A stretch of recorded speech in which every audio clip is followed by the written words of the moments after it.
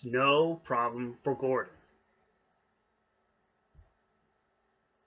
Winter had come to the island of Sodor, and with it came snow, and a lot had fallen over the last few days. Donald was puffing along the Little Western with old Slowcoach. She had recently taken part in the wedding of Mrs. Kindly's daughter and was enjoying a nice long run as Donald took her to the big station. "Do you know what the engines will be doing for the winter?" she was asking. I know what Gordon's going to be doing," chuckled Donald. "He hates this time of year." "I thought Gordon wouldn't work well in the snow," said old Slowcoach. "It does," confessed Donald, "but he really doesn't like being stuck or delayed. The express is important after all." "Why, certainly," sympathized old Slowcoach. "I'm going to be really useful," said Donald. "Clear the tracks with my snowplow, and hopefully Gordon will be proud of me for what I'm doing." But it was lucky for Donald that Gordon had his own problems. That evening at Titlis Sheds, Gordon was very cross. "Why does Sir Topham Hatt always pick on me?" he scowled. "He's not," said Dudley crossly, "because you're the strongest engine, Gordon.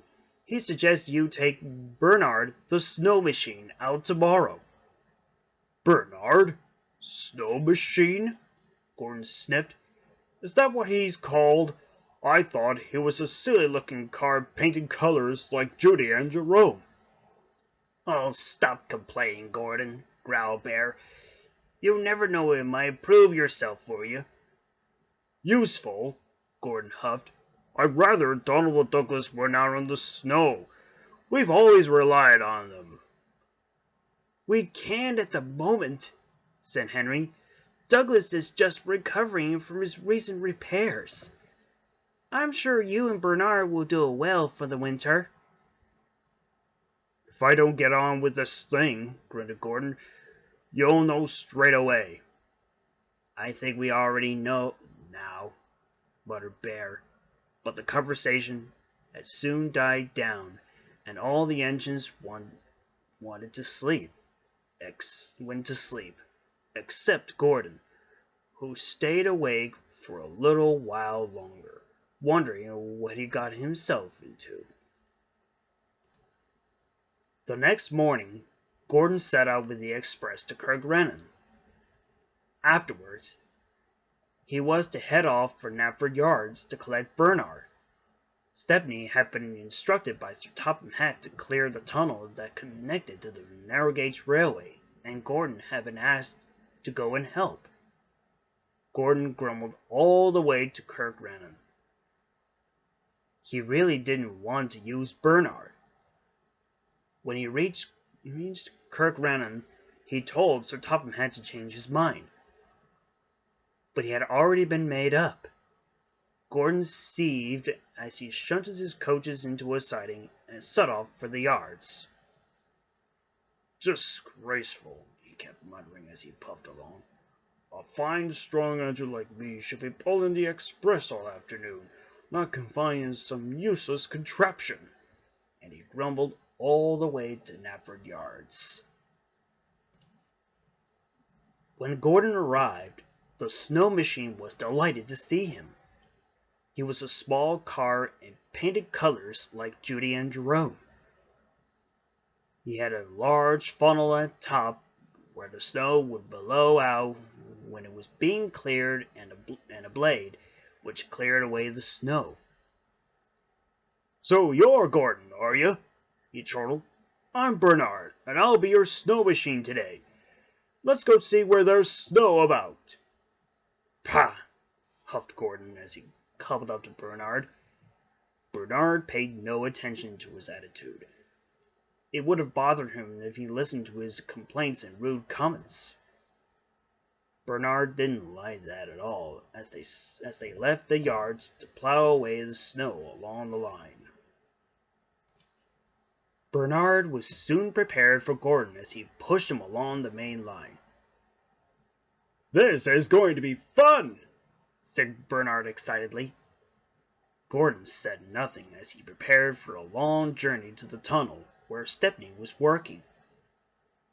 At first, Bernard had enjoyed the wonderful trip, but Gordon didn't at all. Bernard felt quite heavy at first, and Gordon struggled to push him through the mightiest of drifts. But soon, Gordon was able to pick up speed and started to enjoy himself. "I say," he cried, "this is actually great fun."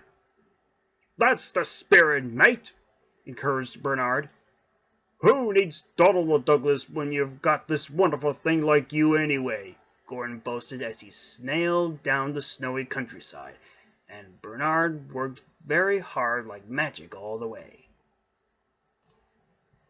A little up the line, James was pulling freight cars filled with coal that had to be delivered to the villagers, and was making his way home when he saw the drift ahead.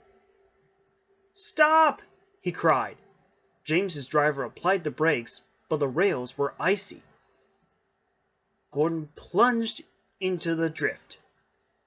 "Typical," grumbled James. "Gordon gets to swagger about Bernard, and I don't even get a plow." "Stop complaining, James," said his driver. "I'm calling for help." As the driver had gone to the nearest signal box, Stepney arrived with his snowplow. He was on his way to the tunnel where he cleared the snow away. When he saw James, he stopped. "Come on, James," he huffed impatiently. "This is no time to have a rest." "I'm stuck," moaned James, "and my funnel's freezing up. Driver's gone for help." "Ha!" huffed Stepney, and went on his way. At that moment, the faint sound of puffing was heard in the distance. James braced himself for the usual complaints of Gordon and Bernard, but instead it was showered from dome to wheels in the snow. Spluttered James. "Gordon and Bernard!" "Sorry, James. Sorry, little James," called Bernard and Gordon as they sped by. "Can't stop. We're on a mission." And Gordon and Bernard thundered down the line as fast as they could, leaving James more snow-struck than ever. At last, Edward was called to help pull James out of the snowdrift. James was glad he was free from the drift. He was very cold, though. "Thank you, Edward," shivered but smiled James. "No trouble at all," replied Edward. "You should better look out for the snowdrifts next time." Meanwhile, Gordon and Bernard arrived at the tunnel just as Skarloey, the little red engine, was telling Stepney about how Ivo Hugh had got caught up in the avalanche. "Hey, look out! There's snow about!" laughed Bernard. He accidentally sprayed the snow all over Stepney, who was rather annoyed as he had just dug free by the workmen. Gordon stopped at the mouth of a tunnel with Bernard inside and wheezed loudly, satisfied with the journey up. But then, one minute, Gordon and Bernard were smiling from buffers to buffers. The next, Gordon was covered in the snow, which fell from the top of the tunnel.